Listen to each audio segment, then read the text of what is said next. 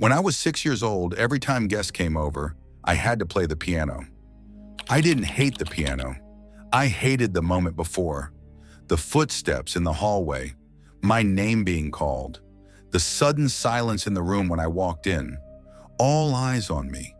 I remember the weight in my chest, the heat in my face, the stiffness in my fingers on the keys, and the strange thought that always came with it.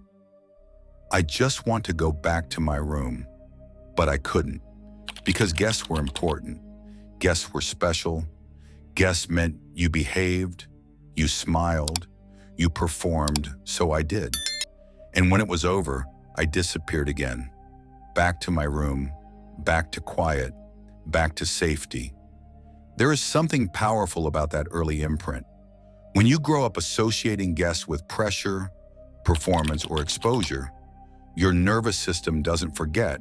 It learns a pattern. Guests arrive, then you adjust. Guests arrive, then you monitor. Guests arrive, then you perform. Over time, that pattern becomes automatic. You don't consciously think, I am stressed. Your body simply prepares.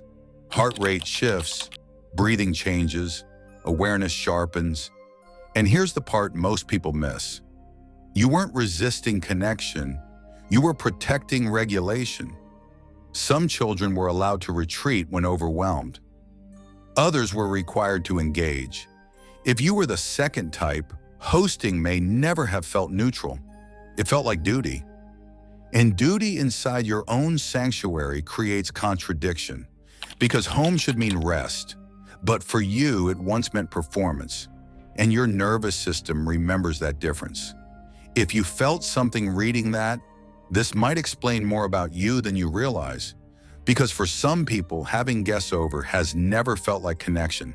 It has felt like exposure, like being slightly on stage inside your own home. And even decades later, that same tightness can show up. The doorbell rings, your chest tightens, your mind speeds up, your body prepares. Not because you hate people, but because somewhere along the way, your nervous system learns something very specific. When people enter your space, you stop resting, you start performing. Picture this, it's 4:37 p.m. Your phone buzzes. Hey, we're in the area. Thought we'd stop by. Your stomach drops. Not because you don't care, but because your space just shifted. You scan the room, the dishes, the couch. The air itself feels different. And suddenly your home no longer feels fully yours. For some people, guests are warmth, energy, laughter, connection. For others, guests feel like invasion, not of the house, of the nervous system.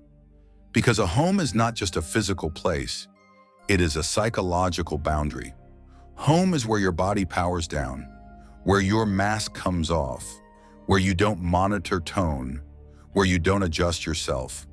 When someone enters that space, even someone you love, your brain switches into social mode, monitoring, adjusting, hosting, reading cues, maintaining atmosphere. And that takes energy, a lot of it. There's something people misunderstand. Dreading guests does not mean you dislike people. Many people who hate hosting are deeply caring. They love meaningful conversations. They show up for others. They are loyal and thoughtful, but they prefer control over duration and intensity. When someone enters your home, you lose that control. You can't simply leave. You can't disengage. You can't say, well, I should get going. Your sanctuary becomes a stage, and the psychological exit door disappears. So you endure. And when the door finally closes behind the last guest, that exhale, that silence, that moment when the lock clicks. Relief, not because they were terrible, but because your system can finally power down. There's also something called territorial psychology. Humans are identity territorial creatures. Your home reflects your habits, your rhythm, your imperfections, your privacy. When guests enter, they enter your psychological territory. Even small things can feel intrusive. Touching belongings, opening cabinets, commenting on your space, rearranging something casually. To others, it's harmless. To a boundary-sensitive nervous system, it feels like micro-violations. Not dramatic, but destabilizing. Then there's performance. Hosting requires performance. Cleaning, preparing, anticipating needs, managing conversation, regulating energy. If you grew up in an environment where guests meant pressure, where you had to impress, behave perfectly, or entertain, your body remembers. Even decades later, the stress response activates before the guests arrive. Tight chest, restlessness, mental rehearsal. Your system is not reacting to today, it's reacting to history. Highly independent personalities often struggle most with hosting, not because they are cold, but because they are self-regulated. They enjoy choosing when to talk, when to relax, when to be messy, when to be silent. Guests disrupt autonomy, and autonomy is deeply tied to safety. When autonomy decreases, stress increases. It's that simple. There is also environmental sensitivity. Some people absorb everything. Tone shifts, energy fluctuations, unspoken tension. When someone enters their home, they feel all of it. They can't not notice. So what feels casual to others feels overstimulating to them, and overstimulation equals exhaustion. Unannounced visits are often the hardest, because preparation is psychological. You don't just prepare the house, you prepare yourself. When that preparation is removed, it feels violating, even if the visitor means well, because consent isn't just physical, it's psychological. And here's something uncomfortable but true. People with strict open-door policies often blur boundaries, not maliciously, but loosely. Oversharing, gossiping, assuming access, inviting others without asking. For someone who values privacy, unpredictability feels unsafe, and safety is everything to the nervous system.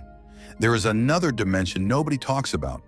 When someone enters your home, they see how you actually live, your routines, your unfinished projects, your quiet habits. For highly self-aware people, that visibility feels intimate, almost too intimate. Because at home, you are not curated. You are not performing competence. You are simply existing, and being observed while existing can feel vulnerable. People who dread hosting often thrive on rhythm. Morning coffee and silence, evening routines, predictable calm. Guests disrupt rhythm, furniture shifts, schedules bend, noise rises, and for certain nervous systems, rhythm equals stability. Disruption equals stress. An interruption feels bigger when your home is your only true recharge zone. Some people can recharge anywhere, in cafes, in crowds, in movement, but others recharge in privacy, in silence, in predictability. If your home is the only place where your nervous system fully powers down, any disruption feels amplified. Not dramatic, not irrational, just neurologically louder. It's not about the person, it's about the interruption. Some people recharge socially, others recharge internally. If you are the second type, hosting drains the very space meant to recharge you. That contradiction creates fatigue before the event even begins. And here's the important part. There is no psychological rule that says your home must be socially accessible to be valid. Privacy is not cruelty. Selective access is not rejection. It is design, your design. Not everyone is built for constant accessibility. Some people are built for depth, for intentional connection, for chosen moments rather than open invitations. You are not closed, you are selective.